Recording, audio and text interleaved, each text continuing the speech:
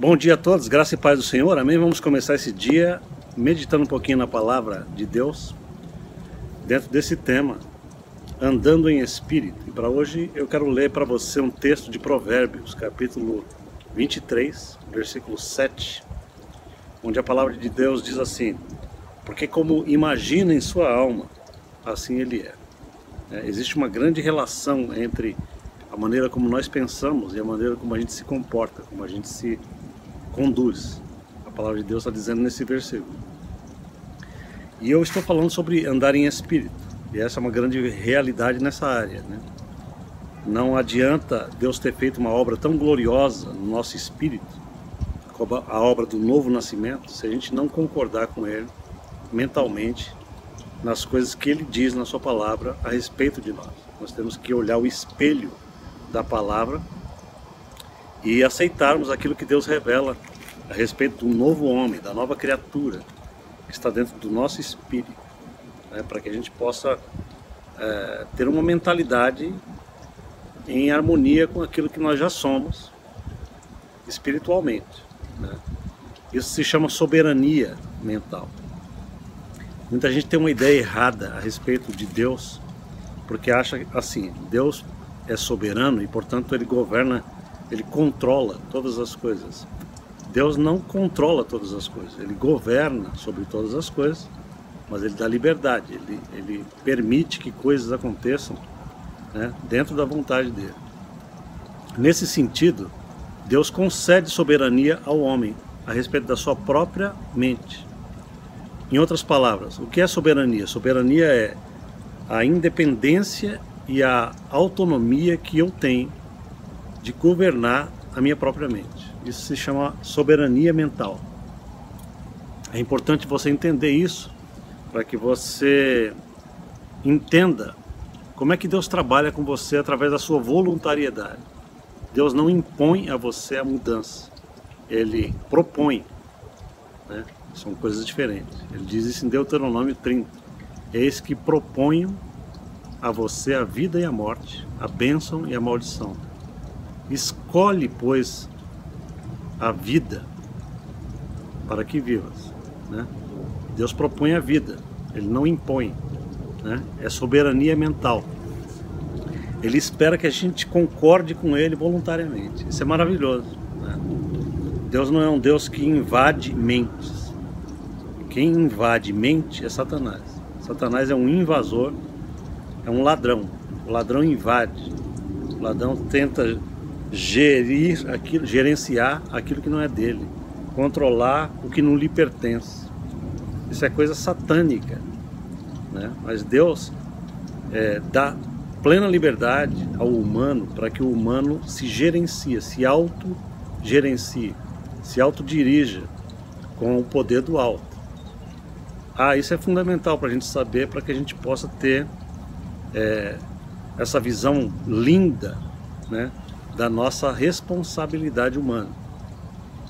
A soberania de Deus trabalha com a responsabilidade humana. Nós somos responsáveis diante de Deus pela maneira como a gente pensa. Nós somos responsáveis para dirigirmos o nosso pensamento em harmonia com aquilo que Ele estabelece, que Ele propõe. É uma proposta, né? O caminho de Deus é uma proposta. Cabe a nós decidirmos se a gente anda ou não anda de acordo com o que Ele propõe. Se a gente andar de acordo com o que Ele propõe, a gente colhe os resultados que Ele estabelece. Mas se a gente não andar de acordo com o que Ele propõe, a gente tem a liberdade também de não colher nada e de colher só os frutos errados das nossas ações. É por isso que quando a gente diz andar em espírito, a gente está se referindo a essa capacidade de governo que nós temos sobre a nossa própria mente, para que a gente possa escolher pensar como Deus pensa, né? Quando eu escolho os pensamentos de Cristo, eu ando em espírito, eu ando de acordo com o que Ele realizou em mim, e eu começo a ter resultados nas minhas emoções, na minha saúde física é afetada por essa realidade, né? O nosso corpo responde à maneira como nós pensamos. Muitas doenças são causadas pela mente doente, pela maneira de pensar errada, pelo negativismo, pelos temores, né, pelos medos, né, pelos horrores que muitas vezes o coração humano sente, pelas preocupações constantes. Tudo isso gera tumores, gera doenças.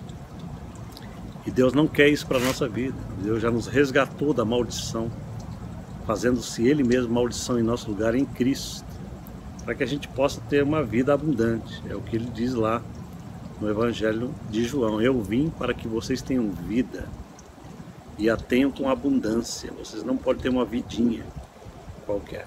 Mas no versículo anterior ele diz algo extraordinário. Ele diz: o ladrão vem somente para roubar, matar e destruir.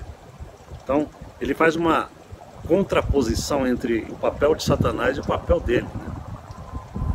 O ladrão vem roubar, matar e destruir. Eu, porém, vim para que tenhais vida, e vida com abundância. Agora essa vida é vida do Espírito, que deve se manifestar do Espírito para a alma, do Espírito para as emoções, para o pensamento, para o corpo e para as circunstâncias exteriores, né? A maioria das nossas circunstâncias passam a ser subproduto de como nós somos dentro de nós, né?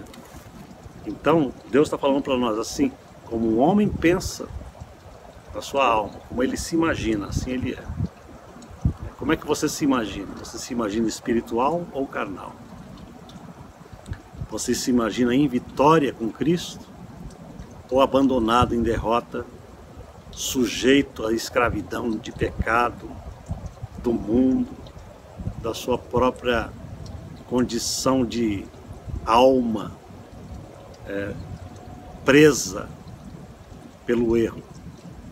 Depende de como você imagina na sua mente, você tem os resultados correspondentes. Então eu digo para você hoje, é fundamental que você comece a se enxergar em Espírito, comece a se enxergar em Cristo, comece a se enxergar como Deus diz que você é. Você é um filho amado, uma filha amada, né? Você é aceito por Deus, você é regenerado em Espírito, você tem todas as bênçãos espirituais em Cristo Jesus são suas, está escrito em Efésios capítulo 1, né? Nós somos abençoados com a bênção de Abraão. Nós temos a capacidade do Espírito de transcender as nossas próprias fraquezas. É o que Paulo diz: posso todas as coisas naquele que me fortalece. Onde houver fraqueza na tua alma, o Espírito está para assistir. Verdadeiramente o Espírito assiste às nossas fraquezas. Você tem toda uma riqueza à sua disposição, mas depende de como você usa esse pedacinho aqui. Essa mente precisa ser renovada com a palavra diariamente. E por isso que eu estou gastando sempre uns minutinhos com vocês, para que vocês aprendam a meditar um pouquinho na palavra de Deus nessa área, né, do Espírito, da verdade, para que haja um entendimento maior e também, consequentemente, vitórias maiores na vida emocional, na vida psicológica, na vida como um todo, né? Vamos orar. Pai, em nome de Jesus, muito obrigado pela Tua palavra, que nos ensina a pensar de maneira correta. Nós temos autonomia sobre a nossa mente. Muito obrigado por isso que vem do Senhor. Pai, ajuda os meus irmãos e irmãs nessa manhã a pensarem um pouquinho nesse poder enorme que eles têm de se autogovernarem, de decidirem o que querem, de escolherem caminhos, de fazerem decisões adequadas, com responsabilidade, sabendo das consequências que cada decisão que fazemos tem. Nós podemos ter consequências negativas ou positivas para as nossas decisões e ações. Pai, em nome de Jesus, que nós possamos andar em Espírito, porque quem anda em Espírito anda liberto, anda livre das correntes da carne. Que nós possamos andar cada dia mais de acordo com essa novidade que o Senhor colocou no nosso espírito, a nova natureza de Cristo. Eu oro assim por mim e por todos ao redor do mundo que puderem ver essa mensagem, em nome de Jesus. Amém. Amém, queridos? Deus te abençoe. Até amanhã, se Deus quiser. Amém.